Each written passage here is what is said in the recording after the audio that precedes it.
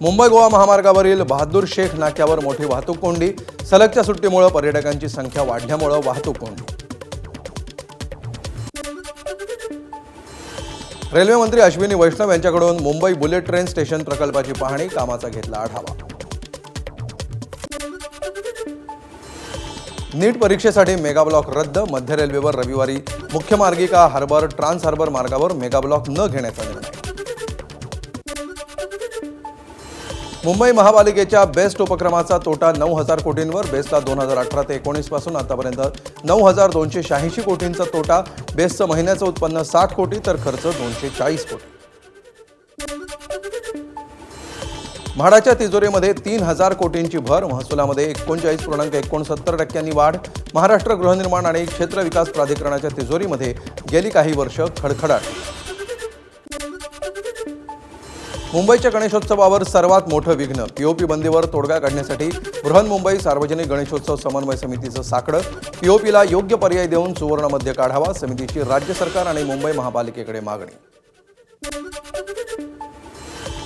ठाण्यातील एमटीएनएल आणि रेल्वेच्या वादानंतर आरक्षण केंद्र बंद। खासदार नरेश म्हस्केंनी केंद्र चालू करण्याच्या दिल्या सूचना।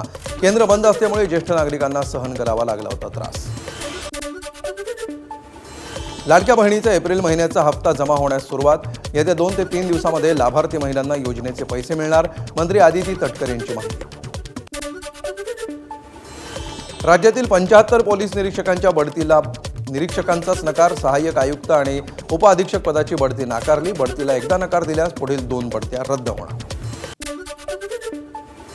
अनधिकृत होर्डिंग्सच्या कारवाईबाबत अखेरची संधी। बेकायदेशीर होर्डिंग्सवर कारवाई करून त्याबाबतचा अहवाल 4 आठवड्यात सादर करा।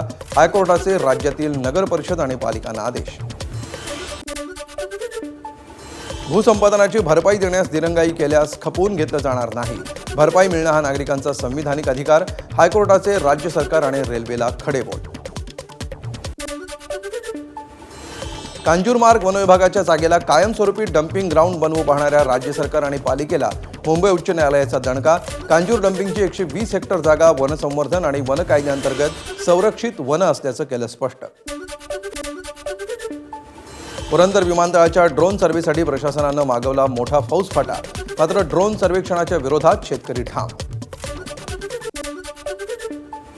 पंचगंगा प्रदूषण मुक्तीसाठी राज्य सरकारनं नमामि पंचगंगा नावाखाली काढलेला GR हा कोल्हापूरकरांच्या डोळ्यात धूळफेक करणारा। सामाजिक कार्यकर्ते दिलीप देसाई यांचा आरोप। पंचगंगा प्रदूषण मुक्तीसाठी कुठलीच ठोस उपाययोजना दिसत नसल्याची माहिती। पर्यटन विभागाच्या वतीनं महाबळेश्वर बाजारपेठेमध्ये कार्निवलला शोभायात्रेला सुरुवात। मंत्री शंभूराज देसाईंसह अनेक मान्यवरांची उपस्थिती। 2024 मधील नीट परीक्षेच्या पेपर लीक प्रकरणी देशातील जवळपास 250 विद्यार्थ्यांवर कारवाई। वैद्यकीय अभ्यासक्रमामध्ये प्रथम वर्ष MBBS साठी प्रवेश घेतलेल्या 14 विद्यार्थ्यांचे प्रवेश रद्द। ABP माझा, उघडा डोळे बघा नीट।